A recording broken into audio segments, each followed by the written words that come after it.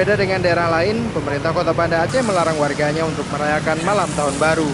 Tidak ada suara trompet maupun pesta kembang api di kota yang menerapkan syariat Islam ini. Sejumlah personil Satpol PP dan polisi syariat Islam disiagakan di sejumlah titik yang menjadi pusat konsentrasi massa, seperti di Bundaran Simpang 5, Jembatan Pantai Pirak, depan Masjid Raya Batu Rahman, dan sepanjang Jalan Teguh Daud Bre. Ratusan personel polisi dan sejumlah anggota TNI juga disiagakan di setiap sudut kota. Petugas langsung membubarkan setiap warga yang berkumpul di pinggir jalan. Sejumlah pedagang juga diminta menutup usahanya lebih awal untuk menghindari adanya konsentrasi massa.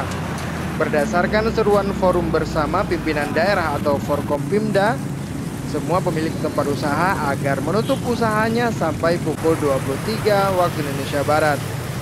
Wali Kota Banda Aceh Iliza Sadudin Jamal menyebutkan seruan tidak merayakan malam tahun baru mendapat sambutan positif dari warga. Menurutnya larangan perayaan malam tahun baru tidak sesuai dengan ajaran Islam. Ternyata memang masyarakat Banda Aceh adalah mereka sangat antusias juga untuk menyambut bagaimana seruan itu dilaksanakan. Kita melihat malam ini perkembangannya jauh lebih baik dari tahun yang lalu, dan pergerakan massa masyarakat hampir semua ingin hanya melihat-lihat putar-putar malam, tapi tidak ada yang punya rencana untuk merayakan malam tahun baru ini.